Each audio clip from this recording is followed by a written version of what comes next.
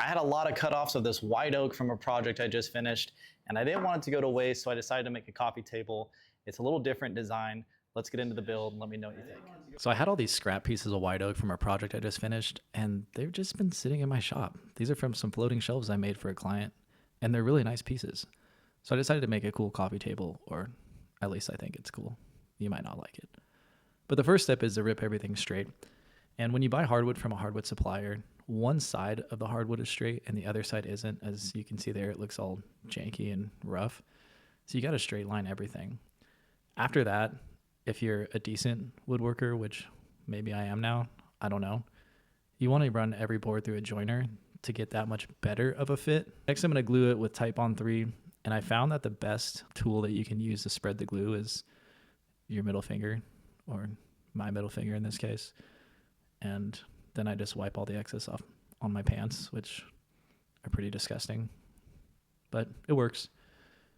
Take my clamps and clamp it all together. Then I'll use my overpriced Festool track saw that I bought because I thought it'd make me a better carpenter, or at least maybe make me look like a better carpenter, when in fact, maybe none of that's true.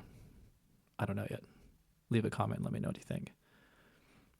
But I'm cutting a 45 around the whole perimeter of this because it's 3/4 inch thick and I think it's too thin for a coffee table.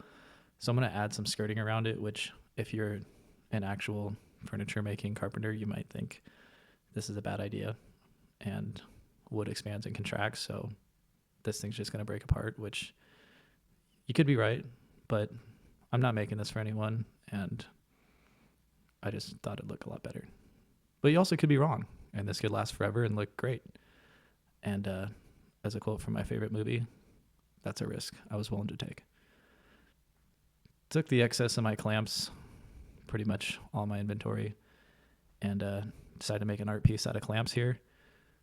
But this worked out. I'm going to let that sit overnight and then come back and sand it all down and hope for a good reveal.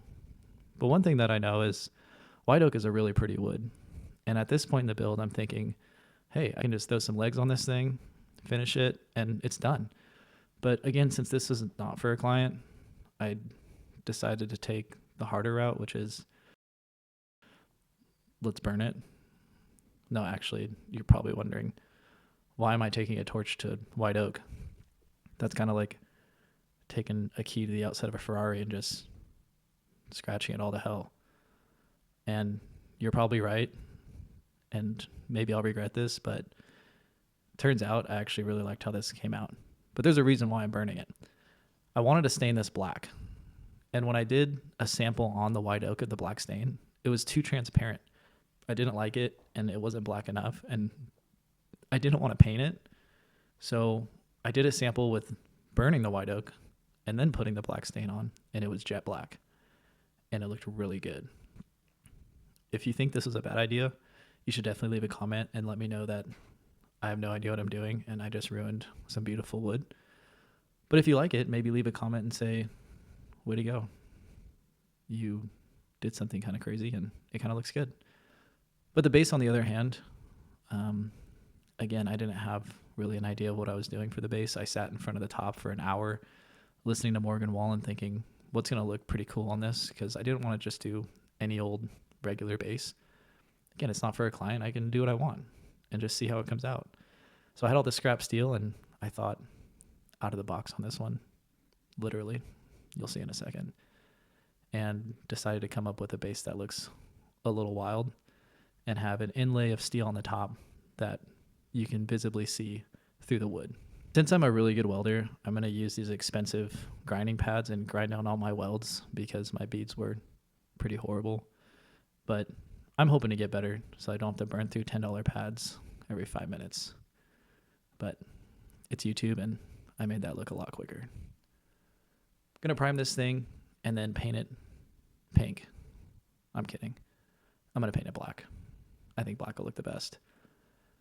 And I painted a lot of bases black, but there's different sheens that you can choose from. And I normally am like a flat black or satin type of guy. But since I was doing this metal inlay that's going to be visible through the wood, I really wanted it to pop. So I decided to go with a high gloss. And I had both my garage doors open, so if you're mad that I'm not wearing a mask right now, you can be rest assured I had proper ventilation. At least that's what I tell myself. And this is what it looks like painted. If I was any normal furniture maker, I'd probably just throw some legs on this top, put some finish on it, and call it a complete coffee table.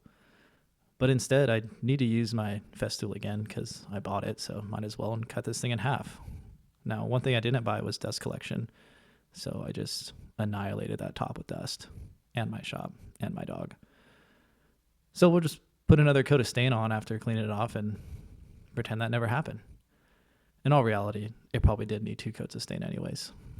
And I guess I should tell you that I've been staining wood for a long time, and I've gotten to a level that maybe no one might get to where you can actually take phone calls while you're staining.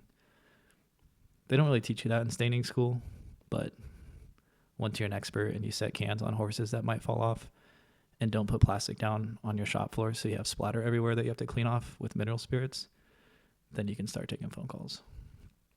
Here we have an issue.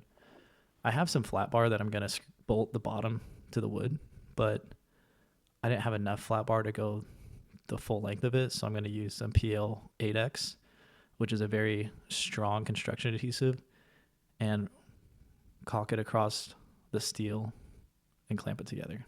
At least that's the plan. But of course, I had squeeze out all over the top, which made kind of a mess, but I figured out a way to clean it up, I think. Next thing here is you can see that notch that looks horrible. Definitely no good carpenter would leave that. So instead of doing the right thing and filling it in with more white oak stained black, I decided to throw a piece of metal over it with more PL8X because I'm that good. I'm using Rubio Monocoat Pure, and I'm going to spread this all over the wood, or at least that's the plan. And one thing I like about this product is a little actually goes a long way. It's pretty expensive. It's like $75 just for that little can, but I've used one can on a 12-foot conference table and have had plenty of excess. So yeah, you might think it's expensive and you might want to go a different route, but it does go a long way, which is nice. It's pretty easy to use too. You just squeegee it on or wipe it on and then wipe off the excess. Or you could use a buffer, which is the right way to do it. But this is what it looks like once it's on there, and I actually think it came out pretty nice. It looks really clean.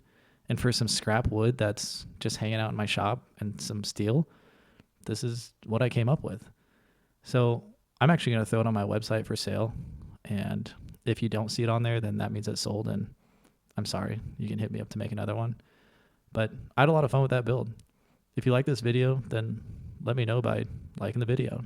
Subscribe to this channel, and we'll see you next time. Thanks for hanging out with me.